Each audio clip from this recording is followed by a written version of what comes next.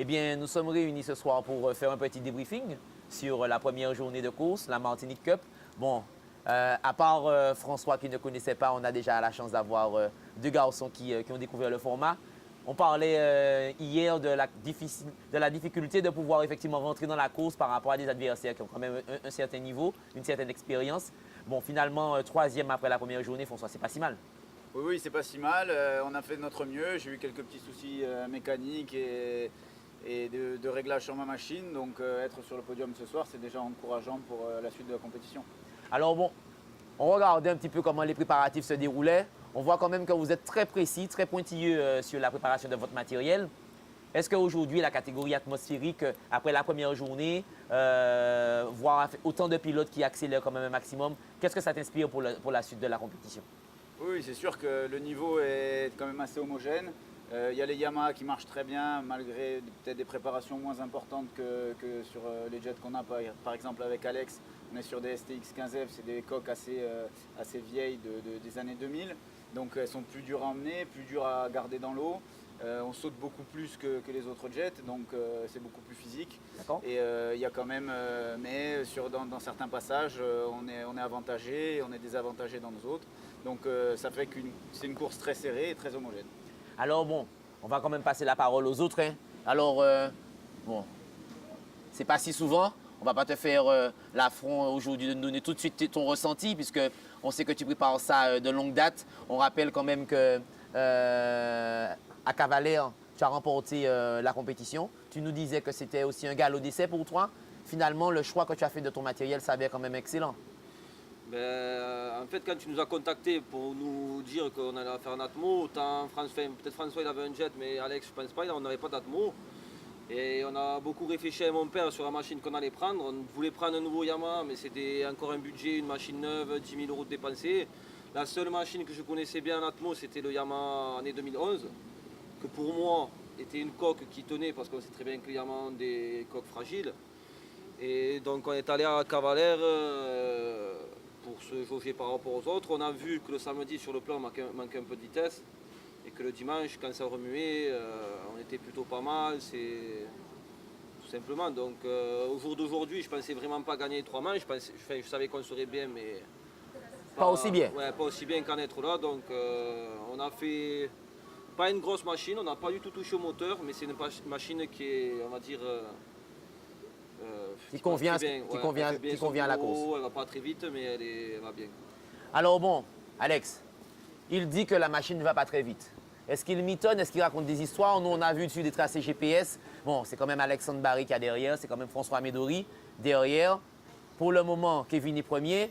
Il mitonne, il fait de la politique. Non, il ne mitonne pas du tout. C'est juste que déjà, c'est un très bon pilote à la base, donc ça, il faut le reconnaître. Après, sur son choix, ce qu'il a dit, pour le moment, il s'avère qu'il a fait un meilleur choix que nous. Après, comme disait très bien François, nous, on est avantagé dans certaines conditions, lui, il est avantagé dans d'autres. Aujourd'hui, on a vu qu'on a eu un peu de tout. Et son jet est très homogène, il passe bien la mer et il le fait bien aussi passer. Donc, nous, on a choisi des Kawasaki, donc on a les Kawasaki. Et puis, si ça se trouve, demain, ça changera, on sera plus avantagé, etc. Après, c'est une course longue. Moi, je l'ai vécu l'année dernière en remportant aussi quelques étapes. Et bon, il faudra finir aussi jusqu'à dimanche. Donc, je souhaite à personne d'avoir de problèmes mécaniques ou d'incidence. Mais non, après, c'est une course longue. Et puis voilà, ils ont très très bien travaillé. Il a bien fait de travailler là-dessus. Et ils ont été très intelligents.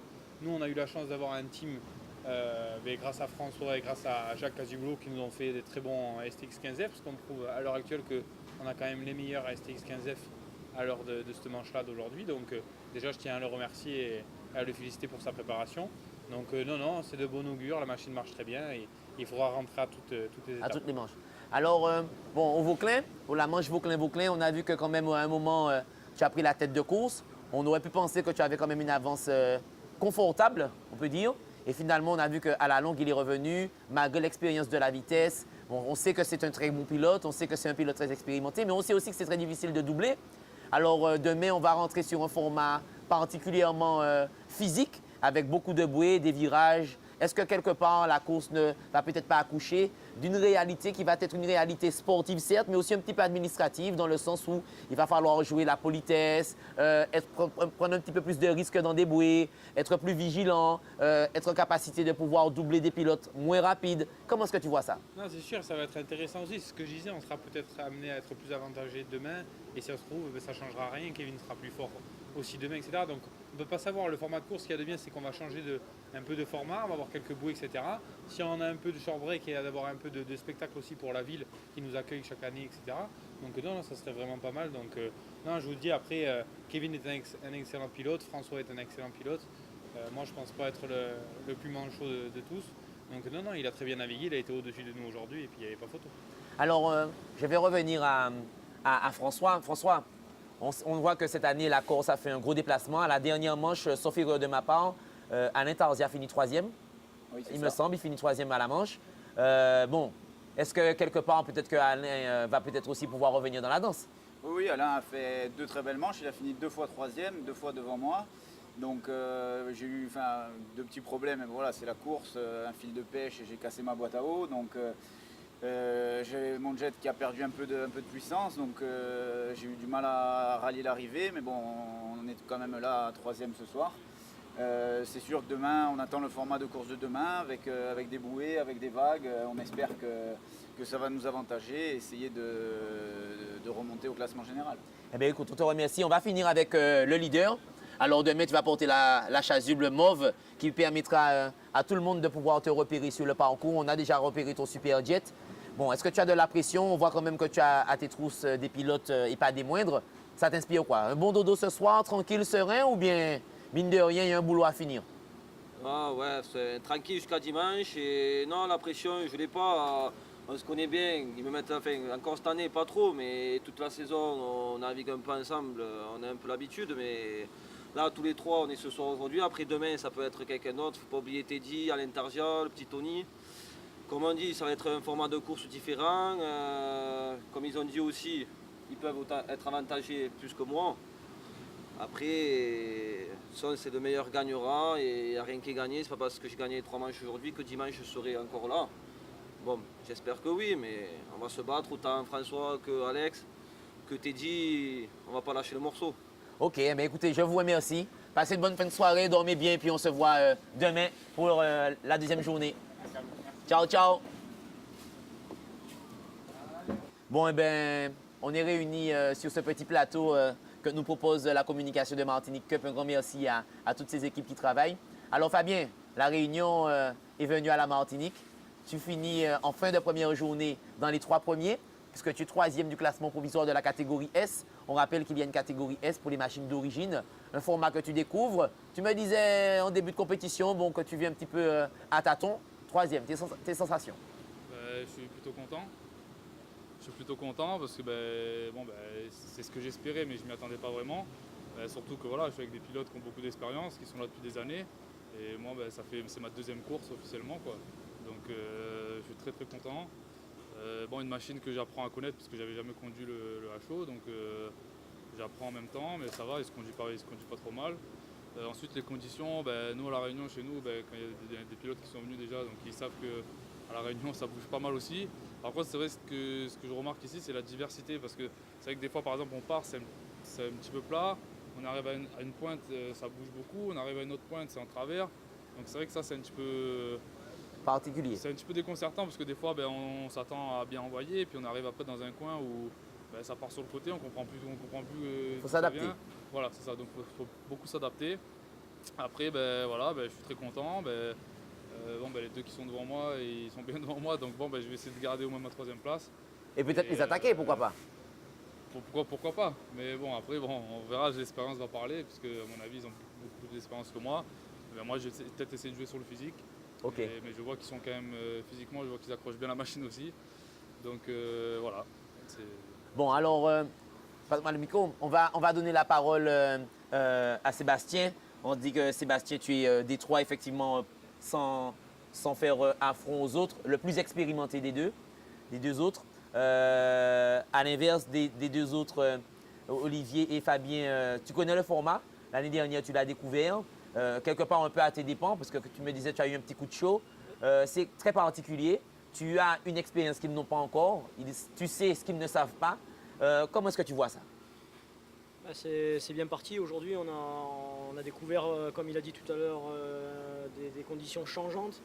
On partait avec un mètre, après on arrivait là-bas, c'est 1,50 m, après c'est en travers, après c'est des déferlantes, après c'est vraiment très intéressant.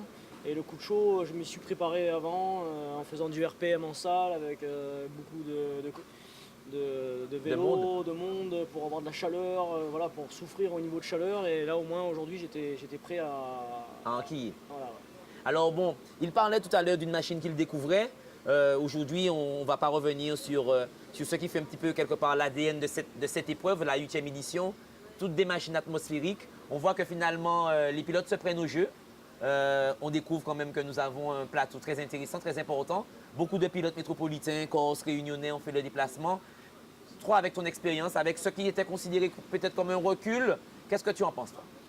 Moi, là pour l'instant, je prends du plaisir. Donc, bon, c'est sûr qu'on est pilote du championnat de France, on court partout dans le monde en F1. On a des compressés qui marchent pour la vitesse à 140 km/h, pour les jets d'endurance 125 km/h, avec les ultras préparés par Jacques Cazubulot, par Emergy. Donc, c'est vrai que c'est monté sur un stock qui plafonne à 95, 96. C'est vrai que c'est frustrant parce qu'on se dit je peux faire mieux.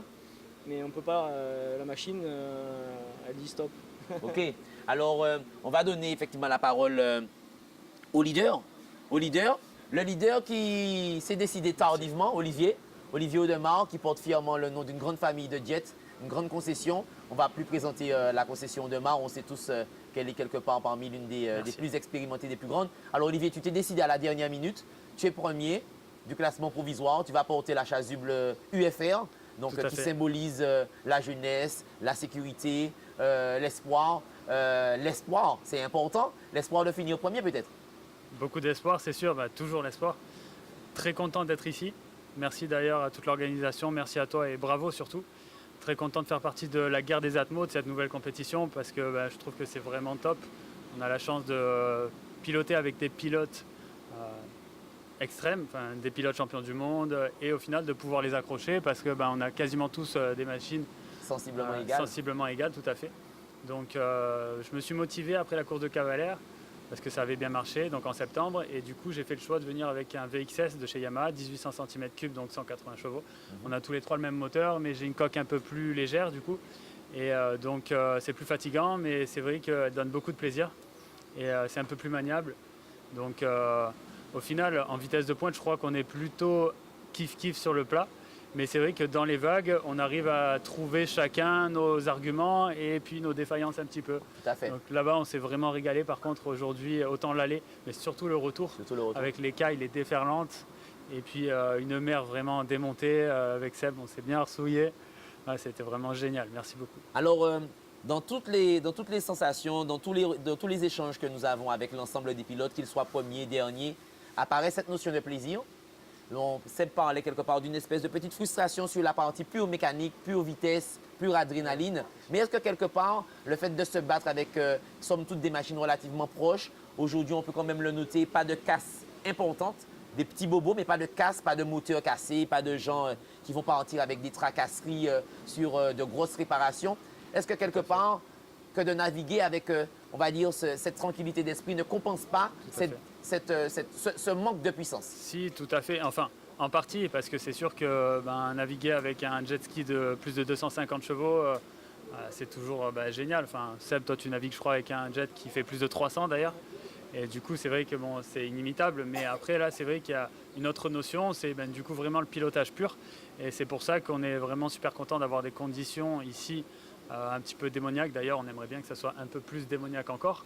Mais là, on a vu, je crois que pour vous, il n'y a pas trop de vent en ce moment. Ouais. Et là-bas, la table du diable, c'était quand même démonté, quoi. Bon. Donc, mais c'est vrai que ça permet du coup de plus faire du pilotage pur. Après, c'est vrai que quand tu as l'habitude de naviguer avec un jet de 250-300 chevaux, c'est toujours génial. Mais là, il faut que le vent se lève un peu plus. Et avec les Atmos, avec les 180, ça va être le top. Mais là, on se régale déjà. Merci d'ailleurs. Super. Merci. Alors, on va finir. Vous ne m'en voudrez pas avec Fabien qui vient de très loin, La Réunion. Aujourd'hui, C'est un déplacement, on va dire quand même un peu guidé par le cœur, par la passion. Aujourd'hui, tu t'installes pas à pas dans le paysage du sport motonautique. Tu as fait la Caroujet, tu as fait la Martinique Cup, 2 compétitions totalement différentes. Est-ce qu'au moins tu entrevois déjà de pouvoir revenir l'année prochaine? Écoutez, ça dépendra de financier. Finances? Voilà, donc avec cette course, j'espère un peu médiatiser à La Réunion pour avoir peut-être des sponsors qui peuvent me suivre après parce que pour l'instant, je fais moi-même, donc avec Tout de mon ta entreprise. poche. Voilà, avec mon entreprise, j'ai quand même une entreprise, donc voilà, donc c'est pas que du coup, je m'autofinance au final. Donc j'aimerais que voilà, peut-être que la collectivité de chez moi, ma mairie, ma commune, puisse m'accompagner là-dedans. Et bon, comme je parlais avec les autres pilotes tout à l'heure, organiser des courses chez nous aussi, parce que chez nous, il n'y a rien. Il y a eu une course en 2015, mais c'était pas une grande course non plus. Quand je vois la Caroujet, quand je vois la Martinique Cup, c'est vrai que voilà, la course qu'il y a eu en 2015, je n'étais pas présent encore, je ne faisais pas encore du jet. Mais j'ai vu des images, j'ai vu des photos, ça n'avait rien à voir avec ce qu'on vit aujourd'hui, quoi. Okay. Et j'aimerais qu'à travers cette course, à travers la passion que je vis, retransmettre à mon île et qu'on puisse évoluer dans ce domaine-là et que, comme j'expliquais tout à l'heure, si tous les meilleurs pilotes sont capables de faire 8 heures d'avion pour venir chez vous, ils seront capables de faire 10 heures pour venir chez moi. Tout à fait. Voilà. OK. Eh bien, écoutez, je vous remercie. Je vous laisse. On se voit donc demain. Merci à vous. Bonne récupération et que la force soit avec vous. OK, ciao, ciao. Ciao, ciao. Les garçons, une catégorie 40 ans et plus. Voilà. Donc, une particularité sur la Martinique Cup. On l'a imaginé pour récompenser ces garçons qui ont avant tout de la longévité, parce que vous êtes parmi les plus expérimentés de loin. Alors bon, on va commencer par, on va dire, le plus grand d'entre eux. Alors, Jean-Marc, tu as fait le déplacement. On sait que tu connais quand même la Martinique. Tu n'es jamais venu naviguer en compétition en Martinique. Non, je suis jamais... Pas à pas, gentiment, sans te mettre de stress. Mais finalement, on voit que ça se passe bien, somme toute, puisque tu es deuxième de la catégorie. Donc, tes sensations après cette première journée? Voilà. Troisième de la catégorie. Troisième de la catégorie. Deuxième, non, ça va. Le jet marche bien, il est stock, tout va bien, quoi. Donc, un peu de difficulté au départ à se mettre dedans, mais ça va, quoi. Tranquille. Tranquille. Alors, on verra demain. On va pas poser. Je n'ai pas posé la question aux autres sur l'autre plateau, la question de la récupération. Tu évalues ton potentiel musculaire à quoi? Tu es encore 90% parce que demain, on annonce quand même une grosse journée. Non, comment est-ce que tu te sens? Non, ce matin, je suis parti à 80% tranquillement. Voilà, tranquille? Donc, on est monté, voilà. J'ai fait une belle course dans la deuxième manche. Ah, on verra demain, on verra demain. On verra demain. Ouais, on verra demain. Bon, alors, le leader, quelque part, le doyen, c'est une particularité. Il est doyen, mais Seb, toi qui accroche la catégorie de justesse, on peut le dire. Ah oui, j'ai eu 40 ans le 26 avril, donc je suis juste. Hein. Juste. Limite, on pourrait croire qu'on a créé la catégorie pour toi. Ouais, non. Non. Seb, sincèrement, aujourd'hui, quand tu vois le parcours que tu as dans le jet, avec toutes les courses auxquelles tu as participé, l'investissement, qu'est-ce qui te guide? Qu'est-ce qui fait que tu es toujours présent sur les courses? J'aime beaucoup déjà l'ambiance avec les copains. Je travaille énormément à la mer. Je fais à peu près 14-16 heures par jour sur l'eau, à tirer les filets, à reposer les filets, à tirer des lignes, à faire ci, à faire là, le marché, vendre dans les restaurants. Et il faut vraiment que je m'échappe. J'ai besoin de ça pour m'échapper, quoi. Donc c'est vraiment un échappatoire? Voilà, c'est un échappatoire physique, parce que c'est pas un échappatoire bronzette. Tout à fait. On fait du jet, c'est très physique. Mais ça me fait des mini-vacances à chaque week-end de course. Là, cette année, j'ai enquillé championnat de France vitesse, championnat de France d'endurance, Dubaï. L'endurance. Voilà, ici, j'ai fait pas mal de courses cette année. Donc ça a permis de bien m'échapper. Et puis j'ai fait pas mal de résultats. Vu que j'ai bien navigué dans toutes les catégories et tout ça, je me suis pas mal débrouillé. Donc ça fait que cette année, je suis entraîné, je suis affûté, je suis bien. Il te sent bien. Alors, il se sent bien. Alors, Vincent est, on va dire, le plus grand d'entre nous. Et une expérience, un plateau, des titres à ne plus pouvoir les compter. Je pose la même question. Qu'est-ce qui te fait toujours avancer? On peut le dire. Une épopée extraordinaire pour faire ton jet arriver, puisque le bateau qui achemine les bateaux de la Guadeloupe à la Martinique est tombé en panne. qu'est-ce qui fait que tu te donnes toujours les moyens, tu te prépares physiquement, tu es toujours compétitif et tu es toujours à ce niveau? Bon, avant tout, c'est sûr que c'est une passion, hein. Compte tenu qu'on n'est pas payé pour ça, il faut quand même se rendre compte que passé un certain âge, comme le disait fort bien Sébastien, c'est vrai qu'on a besoin de ça, parce qu'on aime vraiment ça. On le fait depuis très longtemps, mais on n'imagine pas notre vie sans ça finalement. On sait que ça va quand même se terminer prochainement, parce qu'on ne va pas pouvoir naviguer non plus jusqu'à 90 ans. Il faudra bien arrêter un de ces jours. On fera peut-être la catégorie 50 ans et plus. Plus de 80, mais bon, c'est vrai que physiquement, tant qu'on arrive encore à faire les manches, on n'est pas trop détruit quand même, parce que c'est vrai que le jet, c'est un sport assez traumatisant. Mais finalement, les années sont là, mais bon, le corps suit encore à peu près, malgré toutes les douleurs. On se prépare le mieux possible pour pouvoir être compétitif, parce que c'est pas non plus utile de venir se ridiculiser sur les courses. Le jour où on sera vraiment plus dans le coup, il faudra aussi savoir arrêter, mais il faudra remplacer ça par quelque chose, parce que la compétition, hélas, c'est quelque chose qui fait partie de l'état d'esprit. Moi, j'ai toujours fait de la compétition dans différents sports. Depuis maintenant 25 ans, c'est le jet. Mais il faut savoir que on peut arrêter de faire du sport, mais on ne peut pas arrêter de faire de la compète quand on aime ça. Alors ce sera peut-être de la belote ou du tarot, on n'en sait rien, ou autre chose, mais il faudra compenser, parce que ça nous manquera vraiment. Et c'est vrai que les déplacements sont quand même agréables. Alors pas simples des fois, c'est vrai que là pour venir ici ça a été une épopée. Malgré tout on est là. Ce matin il pleuvait, cet après-midi il faisait beau, on a retrouvé un temps conforme.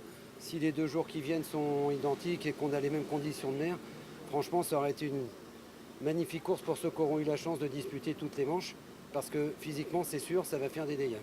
OK. Alors, il parlait de passion, d'échappatoire. Jean-Marc, est-ce que c'est aussi, on sait que tu travailles beaucoup dans ta vie de tous les jours, tu te déplaces. J'ai pu comprendre que tu étais quelqu'un de très investi professionnellement. Exactement. C'est aussi une passion, c'est aussi un échappatoire pour toi? C'est une obligation, oui. Ça devient une obligation depuis très longtemps. Sans le jet, je pense que même professionnellement, on arrive à faire moins de choses.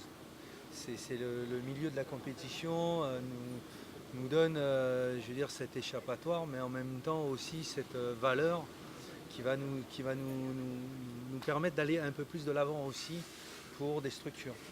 Alors, je vais poser à vous trois une question. Aujourd'hui, c'est clair, vous êtes dans une catégorie où on voit apparaître une nouvelle sont comme par exemple le 55 de la Corse, Turban, qui marchait très très bien. On a été nous-mêmes assez bluffés de voir effectivement ses statistiques et sa vitesse. Déjà une nouvelle génération apparaît grâce, je pense, à la catégorie atmosphérique. Ça vous inspire quoi de voir ces jeunes garçons? Non, c'est bien, il y a la relève doit être là. Même comme disait Vincent, à un moment donné, Fais monter un peu le micro. À un moment donné, on va être obligé d'arrêter ou de se reconvertir sur un autre sport, ou toujours avec cette valeur de compétition. Donc à partir du moment où les jeunes poussent un peu aussi derrière, c'est très bien pour la valeur du jet. Bon, donc quelque part, Seb, c'est dans l'ordre des choses que de voir arriver une nouvelle génération. C'est quand même bien pour notre discipline. On a tendance à dire qu'on ne se renouvelle pas, il n'y a pas de sang neuf, on voit toujours les mêmes. Peut-être que cette catégorie permettra à une nouvelle génération d'émerger. Ouais, je suis 200% d'accord avec toi. La catégorie atmosphérique est moins coûteuse que la catégorie compressée. Donc là, un gros jet compressé, c'est environ minimum au bas mot 25-30 000 euros, avec une grosse préparation en marchant pour avoir 360-380 chevaux de chez Emergy, avec un jet qui marche à 125. La catégorie Atmo, un 15F d'occasion, ça coûte 6 000 euros. Donc un petit jeune qui veut se lancer dans la catégorie, ça va, c'est abordable. Alors, c'est abordable, mais avec votre expérience, avec tout ce qu'on a déjà vu en termes de développement, est-ce que peut-être demain, il n'y aura pas une surenchère justement à cette catégorie et qu'on ne verra pas apparaître justement des dérives? Parce qu'on peut le dire, il y a un moment eu des dérives dans le milieu du jet avec des préparations toujours plus coûteuses, plus onéreuses, du matériel quand même assez fragile. C'est quoi votre vision? Non, je pense pas parce que les Atmos, c'est ce qui se vend le plus, c'est ce qu'il y a le plus sur le marché de l'occasion. Donc des parents qui voient que son fils il a loué un jet pendant les vacances et que par exemple il est sorti avec un moniteur qui fait de la compétition et ce moniteur là lui dit putain mais tiens un petit truc, il faudrait peut-être que tu essayes la compétition. Et il est tenté, il en parle à ses parents avec un budget en tout de 8 000 €, il va faire une saison entière avec un 15 F d'occasion. Tout à fait. Voilà, donc c'est pas mal. Je pense pas que ça se. Il y a trop d'occasions en fait en atmosphérique. Bon, eh bien, écoutez, en tout cas, ça nous fait plaisir de vous avoir avec nous. Le mot de la fin pour le leader. Alors, tu es leader de la catégorie. Tu me disais en off que bon, devant ça va très vite.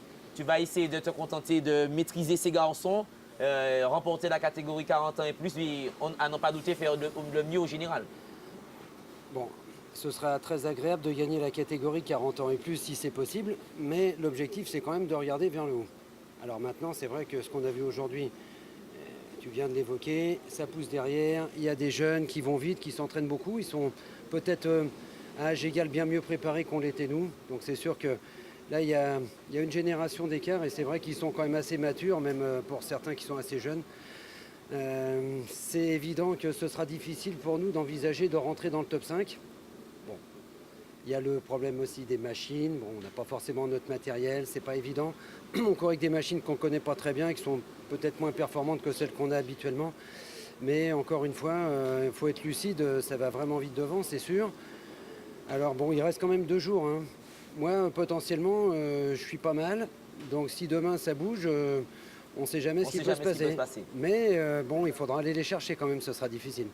Bon, ben, messieurs, que la course soit belle. Reposez-vous bien. On ne va pas faire de vilains jeux de mots. Préparez-vous, frottez-vous. Et puis, on se donne rendez-vous demain. Bon pied, bon oeil. Merci. Ciao, ciao. Ciao. Allez, à bientôt. Demain, 9h. La course 9h demain. 9h, le rendez-vous. OK, c'est bon 9h.